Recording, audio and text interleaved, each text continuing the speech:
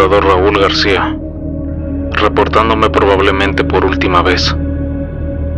Esta vez mi reporte no es para mis estúpidos superiores porque gracias a ellos estamos al borde de la muerte. No. Este reporte es para la gente a la que le importa. Para aquellos que quieren escuchar y que no ponen como pretexto la IA cuando ven algo que pondría sus mentes tontas en jaque. Estamos en una zona considerada roja, en la Sierra Madre de Chiapas. Fuimos enviados porque cuando el crimen deja de usar una zona, usualmente nosotros somos los que limpiamos, para contener la reacción de la gente. Al llegar, pensé que no había nada fuera de lo común. Era una carnicería total, pero nada que me dijera que debía cuidarme más de lo normal. Avanzamos lentamente entre las chozas de cartón y lámina. Había partes de los pobladores por todos lados. Pero todo se tornó diferente cuando vimos las camionetas de la maña. También había partes de ellos por todos lados. Eso para nada es normal. Los pobladores de estas comunidades ni en sueños tienen la capacidad de hacer esto con los hombres armados. Todavía había luz de día, así que empezamos a indagar en las camionetas. Solo uno de ellos estaba entero, pero su cabeza... digamos que alguien le arrancó todo hasta dejar solamente el cráneo. Los rastros nos llevaban directamente a la selva. Decidimos que era mejor quedarnos en las chozas ya que empezaba a anochecer. Solo hacía falta un poco de limpieza. Éramos 5, así que nos acomodamos cada uno en una choza diferente. Se puede pensar que debe ser asqueroso levantar todo lo que había ahí, pero realmente después de un tiempo uno se acostumbra. No nos tardamos tanto. Prácticamente hicimos un hoyo y ahí en la tierra los metimos todos. Todo lo que encontramos y fuimos a descansar un poco. Al paso de unas 2 horas, Luis gritó: "Contacto". Significaba que había alguien. Tomé mi arma y salí apuntando. A lo lejos vi a una persona caminando con gran dificultad. Con cada paso que daba una pierna, la otra se arrastraba. Estaba claramente herido. Nos acercamos sin dejar de apuntar. Esa fue nuestra salvación en ese momento. Al tenerlo unos 5 metros, el infeliz empezó a moverse rápido, incluso con la pierna herida. No quisimos esperar a ver sus intenciones y todos disparamos. Pero siguió moviéndose. En un punto hasta podría decir que corría, así con la pierna hecha puré. No fue sino hasta que nos deshicimos de la cabeza que finalmente se detuvo. Nos quedamos en shock y nos acercamos a ver qué podíamos indagar, pero nos paramos en seco cuando nos dimos cuenta que su mano todavía seguía moviéndose, como si tuviera conciencia propia y quisiera ir tras nosotros. Regresamos y decidimos que debíamos estar juntos en una sola choza y uno estaría vigilando. Discutimos sobre las causas de lo que acababa de pasar. Nuestras mentes fueron desde la brujería hasta las drogas.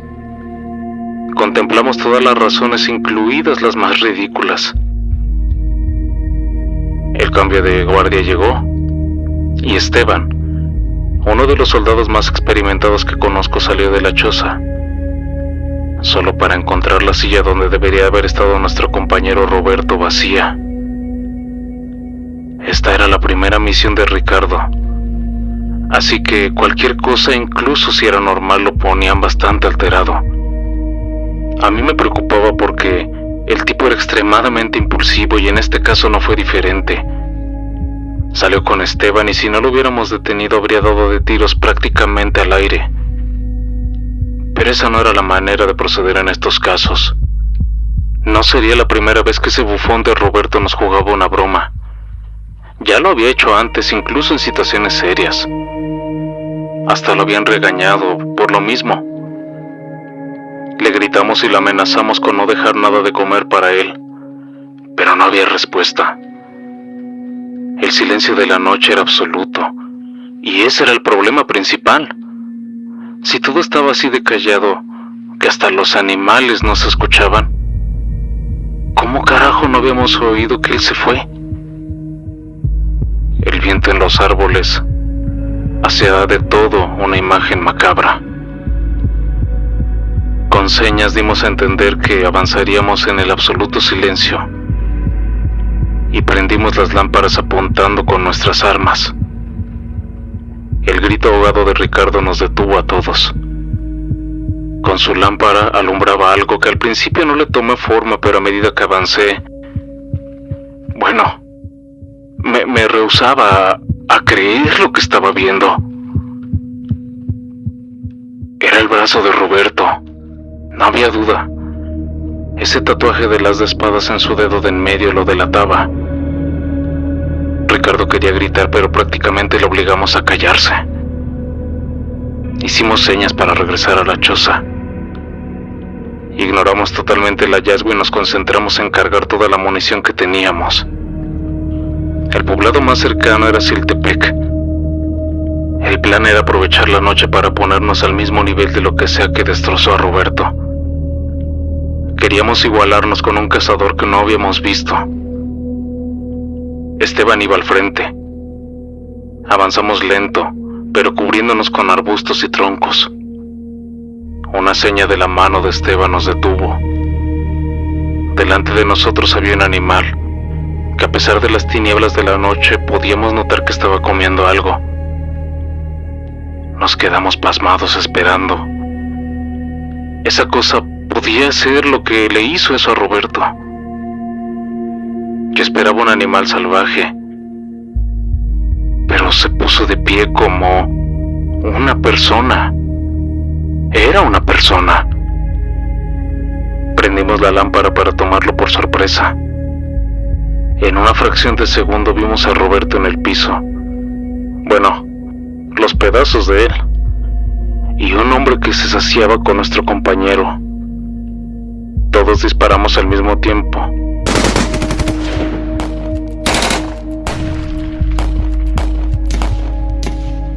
Mientras esa cosa intentaba alcanzarnos.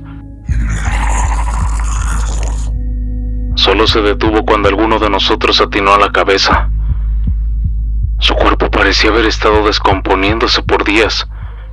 El color de la piel y el olor. Pero entonces, ¿cómo una persona en descomposición había acabado con un hombre de más de 90 kilos y 1,89 m de altura de esa manera? Avanzamos entre la maleza hasta ver las primeras casas del pueblo. Y fue claro que algo andaba muy mal. Yo he ido a ese lugar muchas veces como turista y sé cómo es una noche tranquila. Y esta no era ese tipo de noche.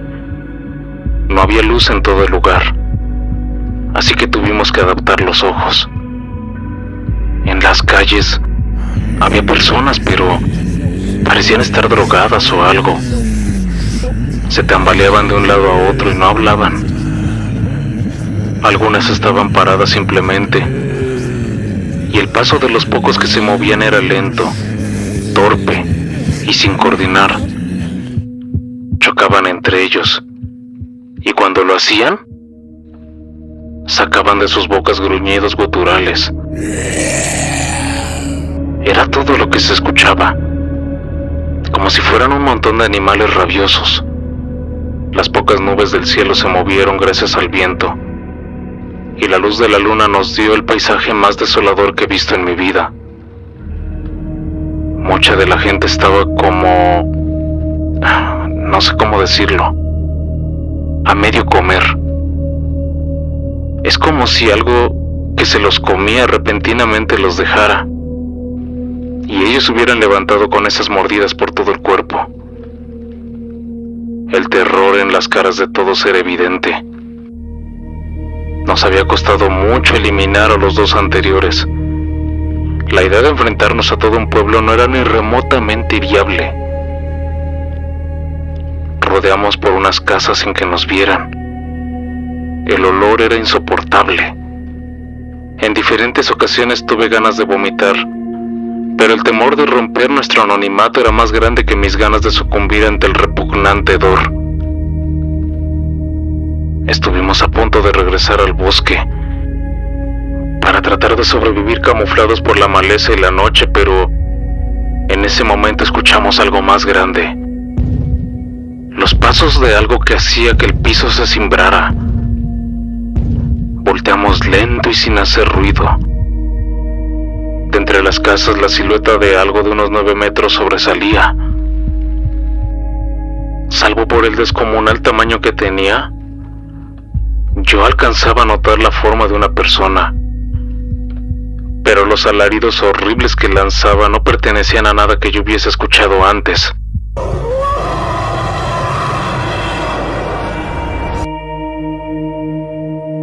Los más pequeños parecían hacerle caso, como si estuviera dando indicaciones. Todos estábamos aterrados, pero el idiota de Ricardo dejó el anonimato y trató de correr.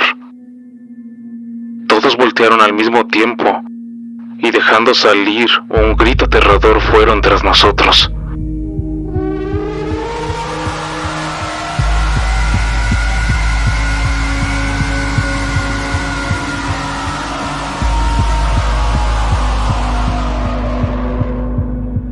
Uno pensaría que son lentos, pero de hecho los que nos perseguían eran bastante rápidos.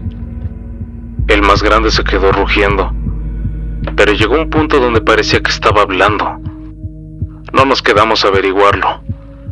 Corrimos y el pánico nos llevó a separarnos. Yo caí en un agujero.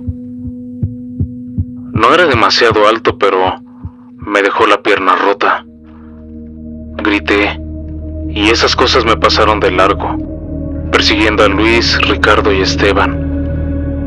No podía levantarme y no sabía lo que me rodeaba. La oscuridad en ese agujero era total. Escuché perfectamente los gritos de cada uno de mis compañeros. Dispararon con todo lo que tenían antes de que sus gritos quedaran silenciados por esas bestias. Después, solo los lamentos y alaridos de animal que producían. Mi lámpara estaba rota, pero por fortuna para mí, fumo desde muy joven, así que siempre tengo un encendedor en la bolsa.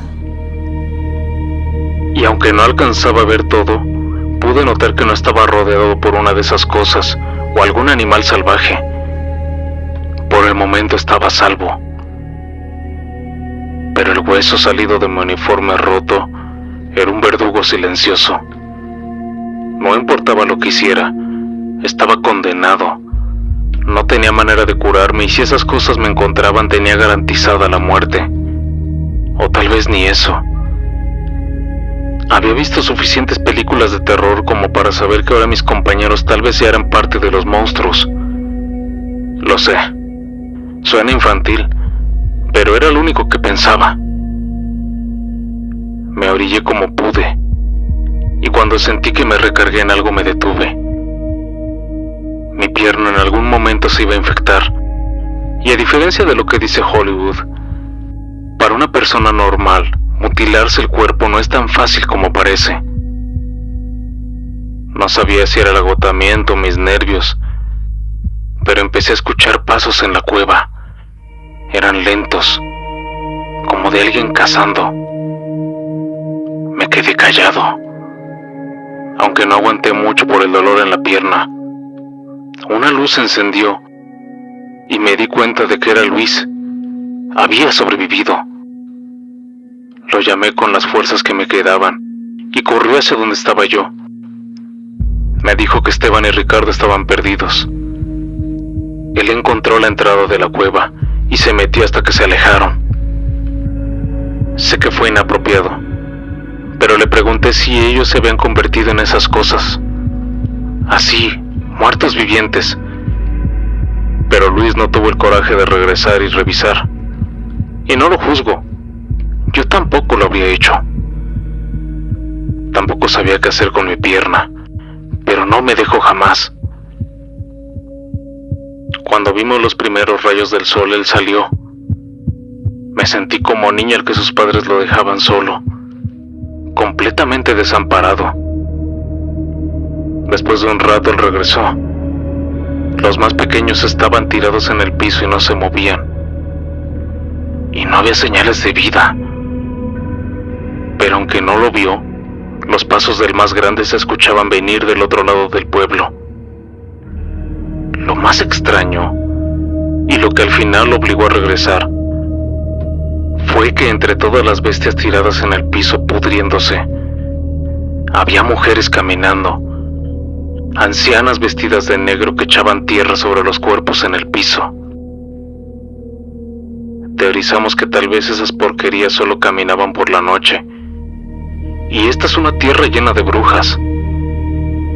Antes eran folclore, y en este momento se convertían en una aterradora posibilidad. Sea lo que sea, tenemos que salir de aquí. Para poder moverme, Luis construyó con unas ramas de árbol unas muletas improvisadas que me lastiman como el demonio, pero son mi mejor apuesta. Son lo mejor que tengo para sobrevivir. El siguiente poblado está lejos, así que trataremos de llegar antes del anochecer, antes de que los muertos vuelvan a despertar.